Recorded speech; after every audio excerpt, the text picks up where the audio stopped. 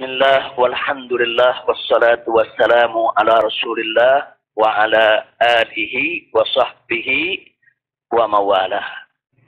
Ahiba'il kiram, usikum jami'a wa nafsi bitaqwallah wa bita'ati rasulillahi sallallahu alaihi wasallam. Fa nas'alullah subhanahu wa ta'ala an yahdiyana ila siratikal mustaqim wa yaj'alana minal muttaqin. Yudkhilana jannatahu jannatan na'im. Amin ya rabbal alamin. Segala puji kita panjatkan bagi Allah Jalla Jalaluh. Saya bersyukur sekali pada Allah, sangat berbahagia pada hari ini. Akhirnya saya sekeluarga bisa kembali pulang ke rumah. Alhamdulillahirabbil alamin.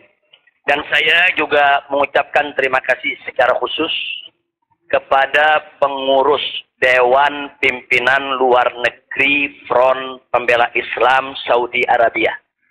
Beberapa pengurusnya ikut dengan saya pada hari ini.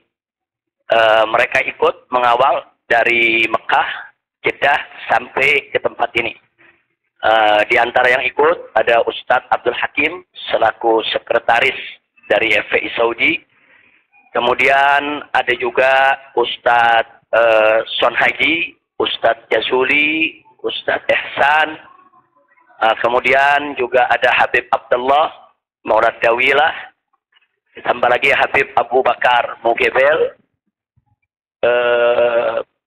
Jumlah semua kami berangkat dari sana ada 18 orang. Alhamdulillah semua dimudahkan. Kita doakan mereka-mereka yang telah dengan setia menemani kita, membantu kita, sehingga semua urusan menjadi lancar. Jazahumullahu khairal jaza.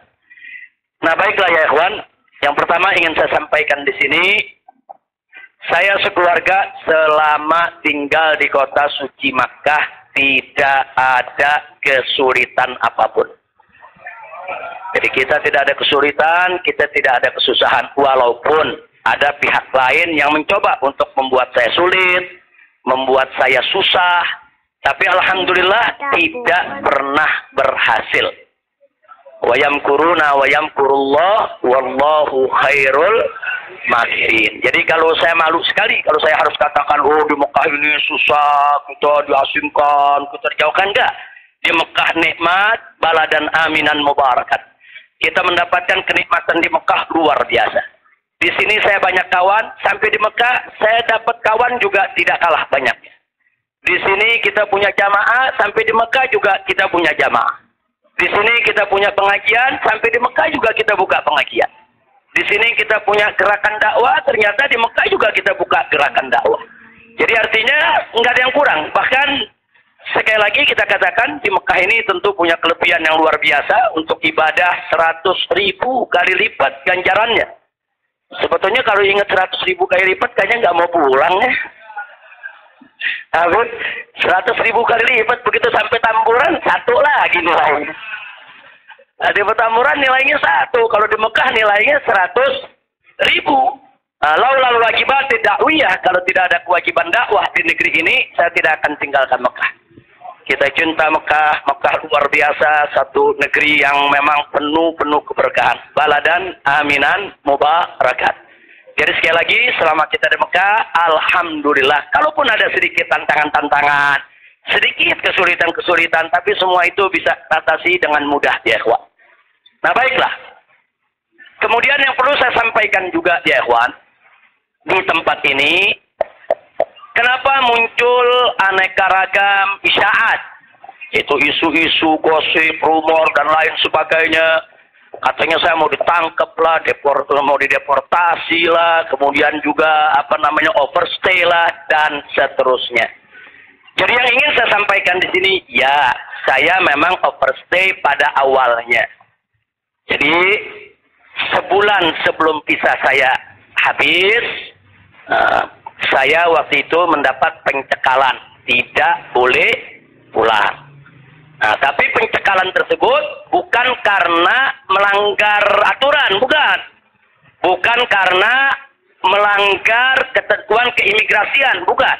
Jadi kalau ada mengatakan karena ada pelanggaran, ada pidana bohong. Saudara, itu hoax, bahkan itu fitnah. Jadi saya dicekal li asbabin amniyah. Itu ditulis dalam surat cekalnya. Li asbabin amniyah, karena alasan keamanan. Nah, biasanya kalau alasannya melanggar di situ ditulis mukhalafatun nizam atau at-takhalluf anin nizam. Nah, itu namanya melanggar aturan. Nggak ada. Di dokumen saya tidak ada kalimat at-takhalluf anin nizam atau mukhalafatun qanun. Nggak ada. Yang ada adalah li asbabin amniyah, untuk alasan keamanan. Nah, tentunya saya tidak diam. Saya terus melakukan lobby dengan pemerintah Saudi, dengan otoritas Saudi. Ini asbabun amniyah yang bagaimana maksudnya. Kemudian kenapa saya tidak bisa keluar dan seterusnya. Ini terjadi pembicaraan yang cukup panjang ya, kawan. Tapi memang mereka sendiri mengaku. Jadi saya ini di sana diperiksa oleh Badan Intelijen Saudi, saya diperiksa oleh Dewan Keamanan Saudi, saudara. Nah, belakangan, saudara, kenapa saya diperiksa? Mereka mendapatkan laporan sampah dari negeri ini ya. Jadi mereka bilang ini subalah. Nahnu nahsul alal maklumat kadzibah. Kita mendapat informasi yang bohong. Bahkan mereka bilang subalah itu sampah ya, kawan. Informasi sampah tentang Anda. Jadi katanya saya ini buronan, melarikan diri, ada persoalan hukum yang saya hadapi. Saya ini katanya red notice. Kemudian ada lagi yang mengatakan kalau saya ini saudara orang politik yang selalu bikin keributan di mana-mana, nanti bahaya untuk keamanan Saudi. Nah, ini laporan-laporan semangat kami ini. Saya tidak mau menuduh siapa yang melapor si A atau si B atau si C ya, kawan. Tapi ini ada. Dan ini bukan laporan dari orang biasa. Kalau laporan dari orang biasa, saudara, nggak bakal dihiraukan oleh pemerintah Saudi.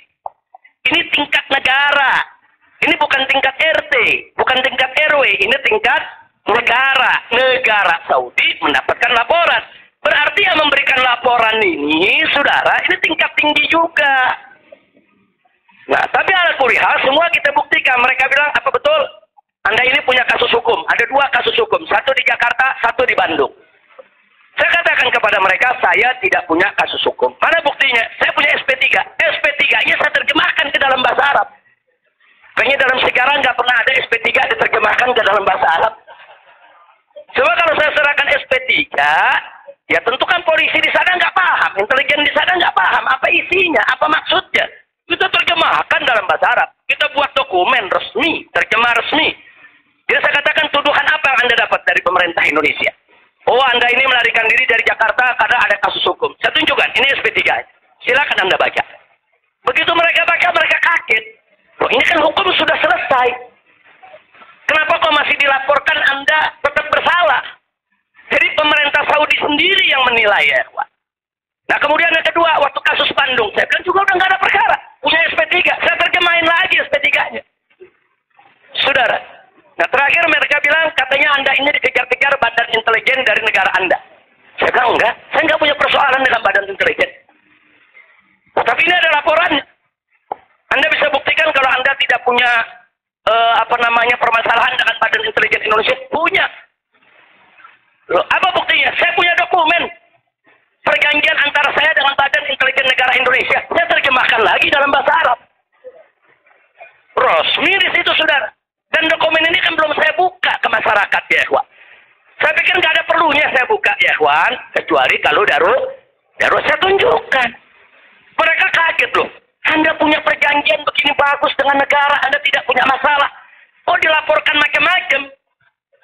Nah, ini yang jadi persoalan, ya, kawan. Ala kulihal, singkat cerita, kalau saya cerita terlalu panjang, saudara, akhirnya pemerintah Saudi ini, otoritas yang berwenang di bidang ini, mereka justru akhirnya minta maaf. Mereka bilang, nahnu natawarrat, nahnu ghaltan. Kami salah, kami sudah melewati batas wewenang yang kami punya.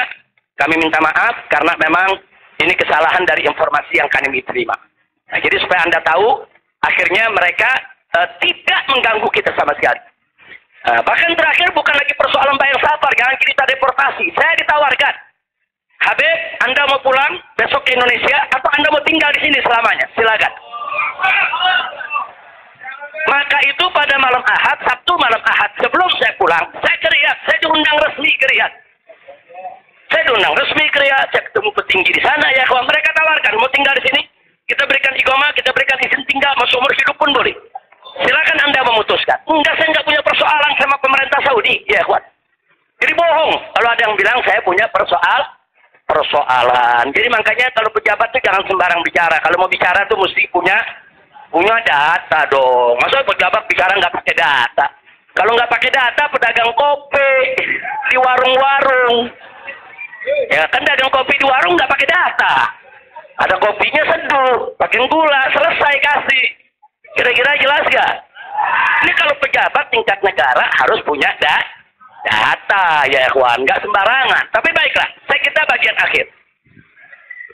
Jadi begitu mereka sudah tahu itu semula saya mau dibikinkan bayan safar. Bayan safar itu exit permit, saudara. Nah, bayan safar itu ada dua. Ada izin keluar Saudi, saudara, karena orang melakukan pelanggaran. TKI yang melarikan diri dari majikan, atau umpamanya ada tenaga kerja yang melakukan pelanggaran pidana, mencuri, berkelahi, atau membunuh saudara. Nah, mereka ini kalau diusir dari Saudi itu namanya deportasi dengan bayan safar. Tapi ada juga jenis bayan safar lain. Nah, seperti apa? Seperti orang yang mendapat suaka politik, itu kan perlindungan. Atau seperti orang yang dicekal politik, seperti yang saya alami. Itu bukan pidana. Atau seperti mereka yang kehilangan warga negara. Seperti orang-orang Rohingya yang tinggal di Mekah. Itu mereka nggak punya warga negara, saudara. Tapi kalau suatu ketika mereka mau pulang ke negerinya, diberikan bayan safar kalau mereka mau pulang. Nah, kalau mereka nggak mau pulang, mereka dijamin silakan tinggal di Saudi Arabia. Nah, jadi ini namanya bayan safar. Tapi ternyata terakhir karena mereka menyadari saya tidak bersalah, ini yang menarik ya. Mereka sendiri yang mengatakan, ya Syekh, Anda tidak layak untuk dapat bayan safar. Karena kalau Anda dapat bayan safar, nanti catatan overstay-nya itu nggak hilang. Nah, jadi dalam dokumen keimigrasian kan ada overstay, itu nggak hilang. Nah, walaupun Anda tidak dicegah, tapi catatan itu kan jadi buruk. Anda nggak pantas untuk mendapat catatan buruk karena Anda tidak bersalah. Jadi saya tanya, lalu apa mau diberikan? Jadi dibatalkan itu bayan safar. Lalu apa mau diberikan? Kami perpanjang visa Anda. Jadi selama 2 tahun lebih, 3 tahun setengah itu ya kawan, seolah-olah saya punya visa umurnya 3 tahun setengah. Tidak ada overstay ya kawan. Nah, cuman pada saat mereka tanya, mau diperpanjangnya sampai kapan ya Syekh? Dia tanya, saya mau sebulan, mau 2 bulan lagi. Saya katakan enggak, saya mau pulang tanggal 9 insya Allah. Jadi cukup bayan safar, bukan bayan safar, tamdidnya cukup sampai tanggal 11 ya kawan. Nah, cukup tanggal 11, tanggal 9 insya Allah saya pulang. Nah, jadi ini yang perlu saya sampaikan sekaligus klarifikasi. Bohong. Kalau ada mengatakan saya melanggar aturan di sana, saya dicari, saya mau dipenjara, bohong. Nah, dan saya sesalkan kalau kalimat-kalimat semacam itu keluar dari mulut pejabat ya kawan. Kira-kira jelas tidak? Paham semua? Baik. Nah, ternyata upaya mereka menggagalkan saya pulang, saudara, nggak berhenti sampai di situ. Nah, ada yang menarik, saudara. Saya sudah beli tiket, sudah pesan penerbangan tanggal 9. Tiba-tiba dari Indonesia ini ada yang membuat email atas nama saya. Namanya Habib Muhammad Rizik Syihab. Saudara, pakai foto saya. Email ini dikirim ke travel tempat saya memesan tiket. Nah, apa isi pesannya? Bahwa kami tidak jadi berangkat, mohon dibatalkan. Kami punya jadwal. Jadi ada upaya begitu. Ini bukan. Jadi ada yang bilang, ini kan cuma pura-pura jadi korban. Ini pura-pura playing victim. Enggak, memang benar mau dibatalkan ya, kawan. Tapi ala kulihat travelnya telepon langsung ke kita, apa betul Anda ingin membatalkan? Kita bilang enggak, ini ada email dari nama Anda. Saya katakan itu email palsu. Nah, ala kulihat tidak dibatalkan. Tapi nggak puas sampai di situ, ya kawan. Malam Ahad kemarin, malam Ahad yang lalu, pada saat saya ke Riyadh, ada gerakan lagi. membuat email atas nama travel. Travel tempat saya beli tiket. Nah, travel ini kan ngambil tiketnya ke bagian marketing. Saudi ya, Pak. Ternyata kursi Saudi itu sudah diborong oleh marketing di Turki, di Istanbul. Jadi dibuatlah email atas nama travel, dikirim ke Istanbul. Minta supaya jadwal saya, istri, dan 2 putri saya dibatalkan. Dan dibatalkan. Jadi malam-malam Ahad itu sudah batal. Saya punya jadwal ya, Pak. Tapi saya katakan kepada teman-teman pengurus FPI di Mekah, jangan diumumkan. Diam, kalau diumumkan ini nanti, kalau ini diumumkan ya, Ikhwan, padahal kita kan masih punya peluang untuk melawan itu. Kita masih punya peluang untuk memperbaharui. Kita masih punya peluang untuk beli tiket lain. Maka itu kita diam, tidak kita umumkan. Kalau yang pertama kita umumkan. Pembatalan yang pertama itu kita umumkan. Yang kedua tidak kita umumkan. Nah, tujuan saya kedua untuk tidak diumumkan apa? Supaya musuh-musuh, penjahat-penjahat, bajingan-bajingan yang membuat itu sudah merasa menang ya, Ikhwan. Dia mereka merasa menang, ketawa-ketawa. Udah batal lo. Besok kalau lo ke airport, begitu masuk ke counter, nama sudah tidak ada. Biarin aja dia senang ya, Ikhwan. Nggak apa-apa, biar dia senang. Jadi sengaja kita biarkan. Nah, kemudian kita hubungi travel yang ada, kita minta untuk ganti kode booking. Nah, ada tambahan biaya, kita tambah biaya. Tetap kita minta tanggal itu untuk kita dapat kursi. Dan kita dapat. Kita diam ya, Ikhwan. Kita nggak umumkan kalau kita punya tiket baru. Nah, ini kita tidak umumkan. Lancar semua. Tapi ternyata, jebol juga informasi ke mereka kalau saya punya tiket baru ya, Ikhwan. Lalu apa yang terjadi? Pesawat berangkat jam 7.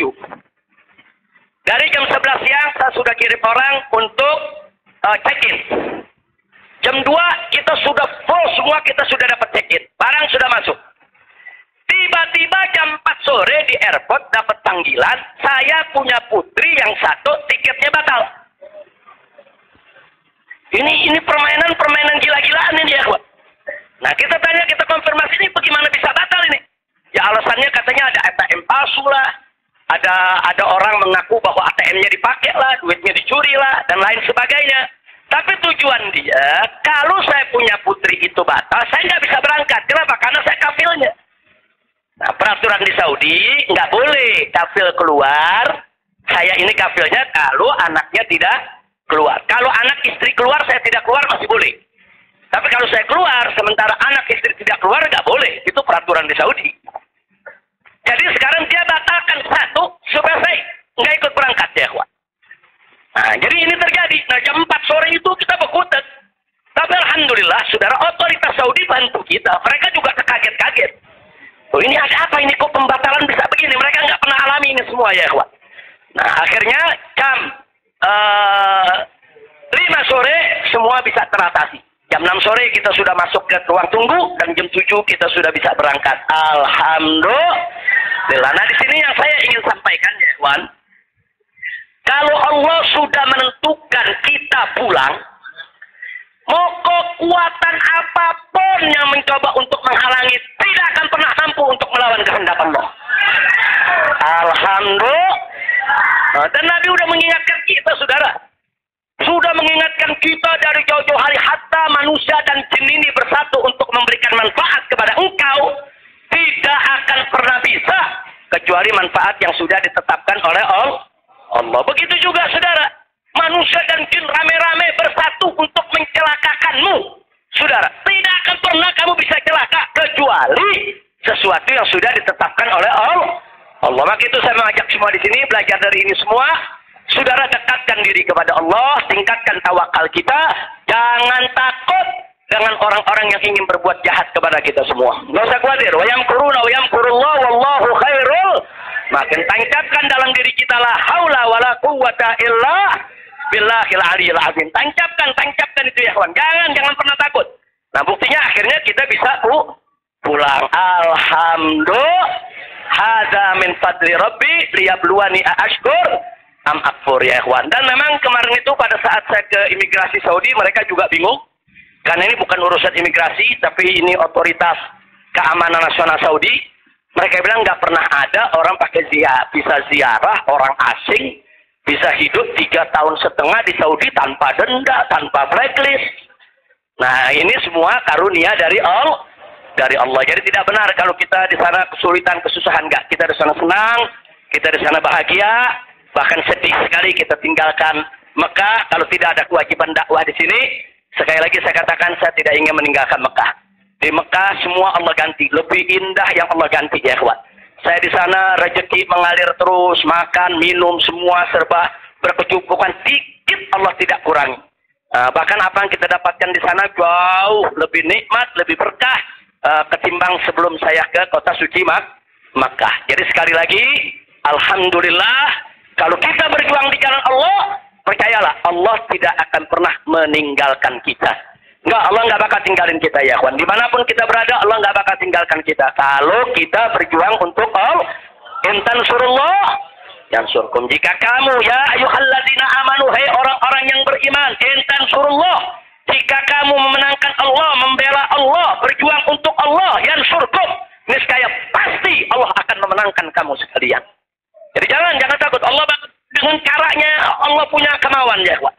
Allah akan selamatkan kita, Allah akan lindungi kita, Allah akan beri keberkahan kepada kita. Dan selama di Mekah, alhamdulillah, saya juga sudah menyelesaikan yaitu disertasi doktor saya sebanyak 1000 halaman ya kawan, dalam bahasa Arab. Alhamdulillah semua berkah. Dan saya punya putri juga yang tinggal di Mekah, akhirnya punya kesempatan menghafal Al-Quran. Akhirnya mereka sudah lebih dari 10 juz hafal Al-Quran. Ini semua yang di sini kita nggak dapat, di Mekah kita dapat. Alhamdulillah, setiap tahun kita bisa melaksanakan ibadah haji, setiap minggu kita bisa melaksanakan ibadah umroh, kita bisa itikaf di masjid bebas. Saya bisa ke Madinah, ke Jeddah, ke Taif, ziarah kemana-mana tempat, tidak pernah dilarang oleh otoritas Saudi. Jadi sekali lagi saya tandaskan, kalau ada mengatakan di sana saya nih kriminal, melanggar hukum, berurusan dengan hukum Saudi, bohong. Nah, begitu sekali lagi, lewat forum ini saya ingin sampaikan terima kasih kepada pemerintah Saudi. Saya sampaikan terima kasih kepada pemerintah Saudi dan apresiasi yang tinggi, di mana selama keberadaan saya 3,5 tahun di sana, mereka telah memperlakukan saya secara baik, kemudian mereka telah memberikan segala kemudahan. Jazahumullahu khairal jaza. Ya kita yang baik kita apresiasi, yang tidak baik kita kritisi. Nah, jadi kalau ada mengatakan, Habib kok terima kasihnya sama pemerintah Saudi aja, pemerintah Indonesia bagaimana? Ya baik dulu dong. Kalau baik nanti kita terima kasih. Kira-kira betul nggak? Betul nggak? Kalau pemerintah baik, wajib kita terima kasih. Wajib kita apresiasi. Kok Habib belum terima kasih? Ya belum baik. Tunggu baik dulu. Kalau baik kita terima kasih. Kayak kemarin Pak Mahfud mengumumkan yang mau jemput silakan. Nah, baik kan dong? Kita terima kasih. Terima kasih Pak Mahfud. Umat akhirnya diizinkan untuk menjemput. Alhamdulillah. Tapi pada saat Pak Mahfud bilang, Habib Rizik ini deportasi kriminal, itu baik apa? Enggak terima kasih. Jadi kita objektif aja. Yang baik kita terima kasih, yang nggak baik kita luruskan. Insya Allah. Nah, ini yang saya mau sampaikan semua. Jadi tenang-tenang saja, biarkan nanti beri kesempatan saya supaya istirahat dulu. Ya ikhwan, insya Allah nanti kita dakwah lagi, kita keliling lagi, bikin pengajian lagi. Mudah-mudahan Allah Subhanahu wa Ta'ala memudahkan segala urusan kita. Jadi di sini saya mau tandaskan sebelum saya akhiri, sekali lagi kita yang ada di sini, habaib ulama, sekali lagi, kita bukan musuh pemerintah, kita bukan musuh negara, kita bukan musuh tentara, kita bukan musuh polisi, kita musuh kezaliman, kita musuh kecurangan, kita musuh kemunafikan, kita musuh segala kejahatan. Betul? Betul? Gak ada kompromi saudara. Melawan kezaliman, kemunafikan, kejahatan, tidak ada kompromi. Kalau ada mengatakan, Habib Rizik, bisakah ke depan ini kita melakukan rekonsiliasi? Saya katakan sekali lagi, rekonsiliasi hanya bisa berdiri atas dasar niat dan tekad yang baik ya kawan. Tapi kalau rekonsiliasi berdiri atas dasar kecurangan, kezaliman, kejahatan, saudara, tidak mungkin. Tidak ada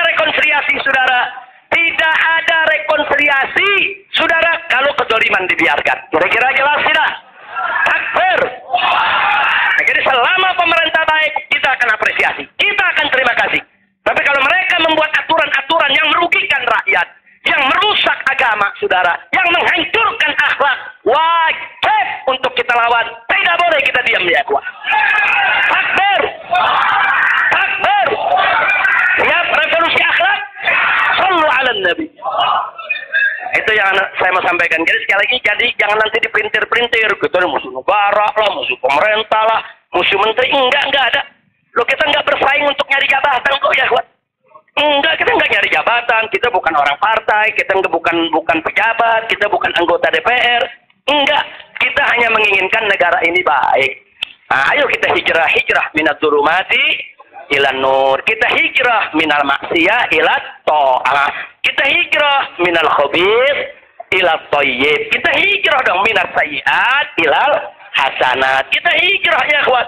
Nah, yang ada di sini pun juga wajib melakukan revolusi akhlak. Bagaimana revolusi akhlak? Kalau akhlak kita kemarin kurang baik, ayo kita perbaiki ke depan.